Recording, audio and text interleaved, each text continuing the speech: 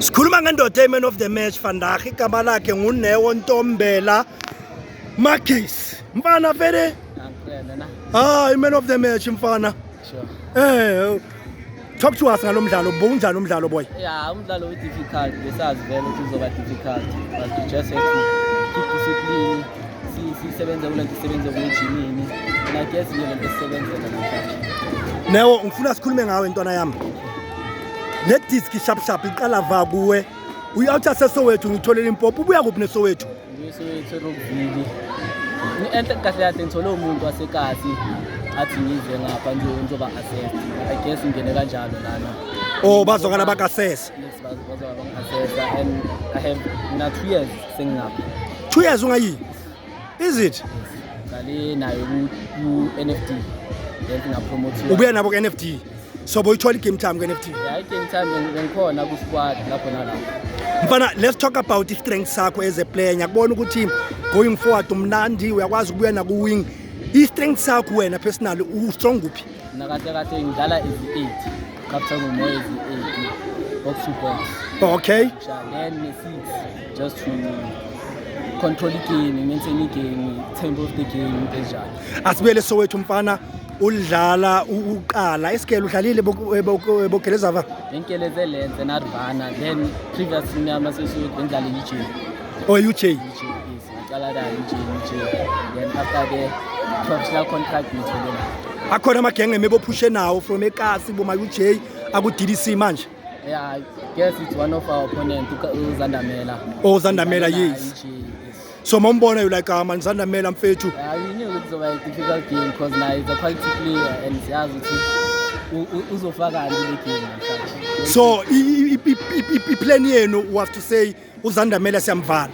Because I knew ukuthi vele ingozi going forward nje akabambeki so we had to plan ngayo. Mfana amajida kakhulu before afika la nokudlala amagame asemakasi boma Phillies mahlobo ukwagijima maybe ngara. Yeah ngadlala kumahlobo ngadlala. Oh, quite a few tournaments. Bodlala yiphi team ngara kumahlobo? Na siyahle ngidlalele well known team eKasi it was KFC so. Oh okay KFC. Kaizer Football Club. So ultapeta nawe ra? So angitshela unokuthola iplayer limnandi uyadlala then athola ichance ku DDC athola ichance ku Mutsipe abuyele back eKasi obhuqwini yenziwa yini then is it hard to adjust la?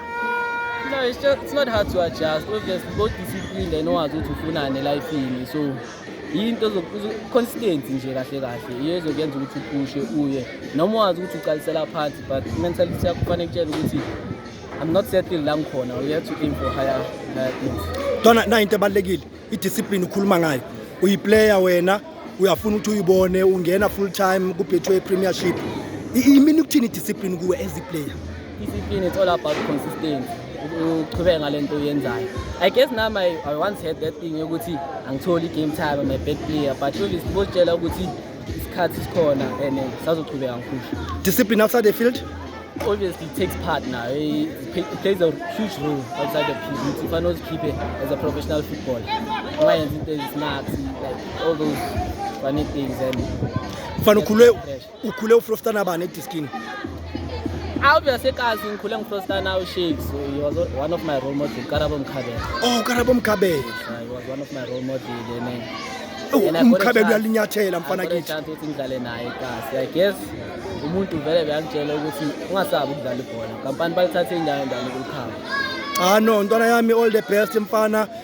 Great game. Sengathi ungangena la ku Betway kakhulu kungaqala ushaya izinto zenzeke but i-discipline uyazi iyemnandi.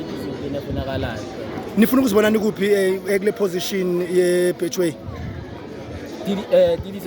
Yeah, DDC.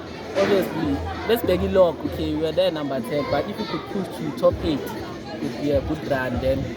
Ngabasha. Dona yami all the best ngiyabonga Sikhokho. Ayoba.